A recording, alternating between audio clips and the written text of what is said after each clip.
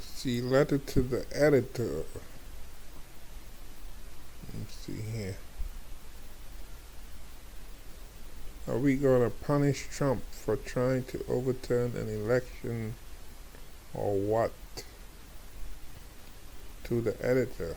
The Times reported that Park Geun-hye, the former South Korean president, is being pardoned after spending nearly 5 years in prison for corruption, abuse of power, and taking bribes. In Israel, former President Moshe Katsav and former Prime Minister Ehud Olmert were each convicted and sent to prison. In real democracies, no one, not even former presidents or prime ministers, are above the law. What then President Trump did after the 2010 election was much worse than the foreign cases cited above. At the state, county, and city levels in states with Republican governors, Trump and his enablers are systematically striking at the very roots of the country's democratic systems and institutions. Yet Trump is allowed to roam the country peddling the big lie about stolen elections and contemplating a rerun for president in 2024. Isn't there enough evidence already out there to bring about federal charges against Trump? What is the Department of Justice waiting for? County and local officials are convicted and thrown into prison for actions that are much less serious. Well, to put it simply, you know why Trump isn't charged? Because America doesn't want to make it look like we are a banana republic, you know.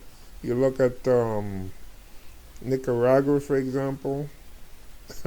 What's going on down there? The guy is putting political opposition in prison. Look at Myanmar. How the military staged a coup, claiming the election was stolen. I guess they got that from Trump, you know. Trump emboldened them when he claimed, so they claimed, yeah, the election was stolen. And they staged a coup. It was around, I think, the 1st of February, 2021.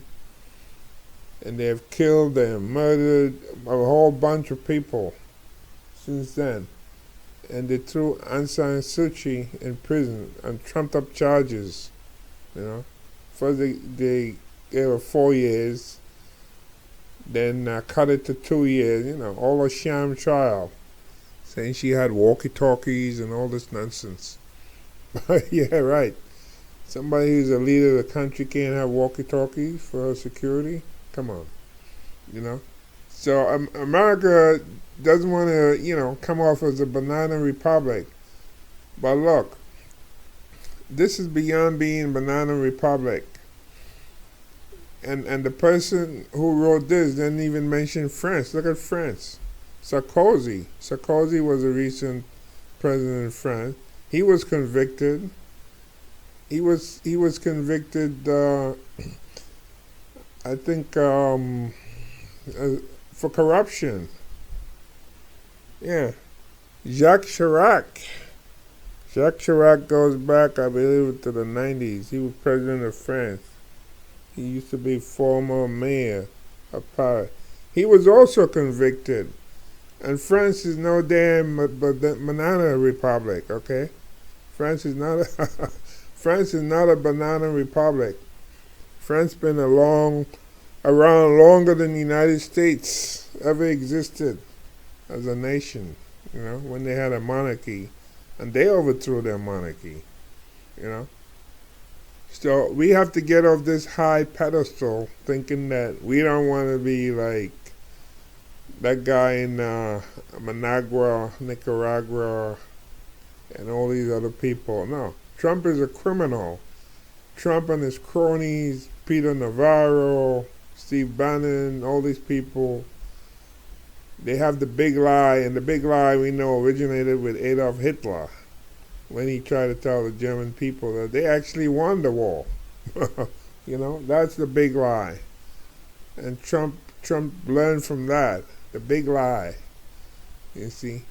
And unfortunately, for many Americans who don't do research, don't do their own reading, listen to some of the right wing propaganda media, they just go along with it. I mean, you have to be a real idiot to storm the Capitol talking about, Trump won and the courts won't hear you, and you go to the U.S. Capitol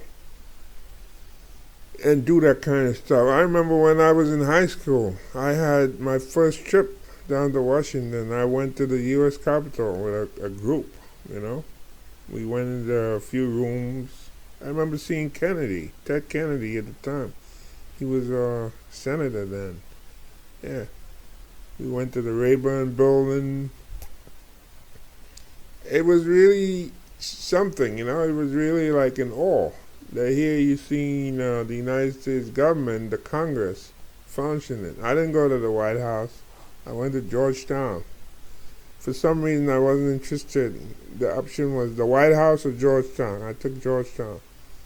But nevertheless, so I had that experience when I was in high school, that I visited the Capitol Hill, I mean, can you imagine for me to do what these people did? Can't even conceive of it, We have mechanisms within our society to deal with grievances. We don't just go in and start breaking things and the stuff that they do. And then when Trump finally came out hours later, he tells these people, we love you, go home. What kind of stuff is that? Trump is definitely a wannabe dictator, a criminal. He deserves to be in prison. And, the Justice Department needs to move and bring, a grand jury.